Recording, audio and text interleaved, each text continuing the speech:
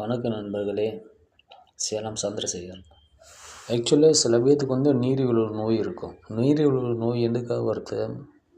சர்க்கரை நோய், நம்ம உடலில் இருக்கிற கழிவு நம்ம உடல்லே தேங்கிறதுனால தான் வருது. அப்படி தேங்கும்போது நம்ம என்ன பண்ணணும்? ஆக்சுவலாக என்னென்னா, நாம் நான்வெஜ் சாப்பிட்றத கம்மி பண்ணிடணும். ஏதாவது மாதத்தில் ஒரு தடவை தான் சாப்பிட்ணும். ரெண்டாவது, அதிகமாக வெஜிடபிள் ஃபுட் தான் எடுத்துக்கணும்.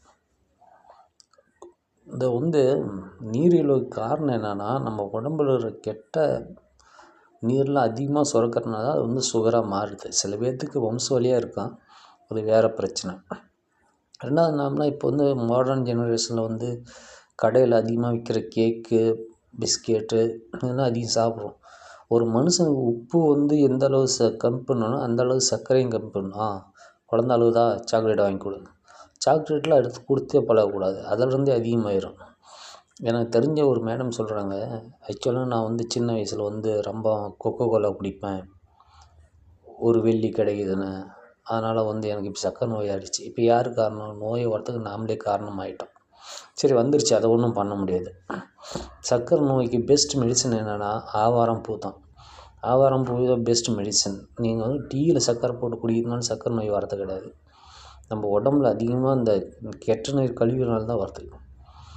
இப்போ என்னென்னா, நாம் வாரத்தில் ஒரு நாள் அவுத்திக்கீரை சாப்பிட்லாம். மாதத்தில் ஒரு தடவை அவுத்திக்கீரை சாப்பிட்டோம்னா, அவுத்திக்கீரையில் நம்ம உடல் அதில் இரும்பு சத்து இருக்குது. இந்த இரும்பு சத்து என்ன பண்ணோம், நம்ம உடலில் கழிவுலாம் வெளியேற்றும்.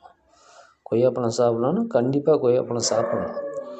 கொய்யாப்பழம் என்ன ஓத்தை சுத்தம் பண்ணும். சுத்தம் பண்ணும்போது என்ன ஆகும்னா, நம்ம உடம்புல இருக்கிற நோயெல்லாம் தானாக குணமாக ஆரம்பிச்சிடும்.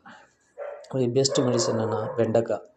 வெண்டைக்காய் என்ன பண்ணுன்னா, நமக்கு உடலில் இருக்கிற எல்லா இதுவும் க்ளியர் பண்ணிடும். வெண்டைக்காய், முள்ளங்கி, ஒயிட் முள்ளங்கி எல்லாம் சாப்பிட்டோம்னா உடம்புல இருக்கிற கழிவு நீர் அதிகமாக வெளியில் போயிடுச்சுன்னா நமக்கு சர்க்கரை ஆட்டோமேட்டிக்காக குறைஞ்சிடும். எல்லாம் சர்க்கரை இருக்குது, நான் மெடிசன் தான் சாப்பிட்ணும். சர்க்கரை நீங்கள் டெய்லி மெடிசன் சாப்பிட்லாம். அதில் சைடு எஃபெக்ட் என்ன தெரியுமா? கிட்னி ஃபெயிலியர் ஆகிரும். ஏன்னா அதை உப்பு தான் சேர்க்குறாங்க. மாத்திரை கெட்டு போகாமல் அதிகப்படியான உப்பு சேர்க்குறாங்க. அப்போ உப்பை டைஜஷன் பண்ணி என்ன ஆகும், நம்ம கிட்னி ஃபால் ஆகிரும். அதுக்கு என்ன பண்ணணும், நம்ம இயற்கையாகவே அது எப்படி கட்டுப்படுத்த முடியுமோ அந்தளவுக்கு கட்டுப்படுத்தணும். டீ குடிக்கிறதுனால சர்க்கரை நோய் வரதுனால நான் சும்மா பேச்சு. Okay, have a nice day. Happy Monday.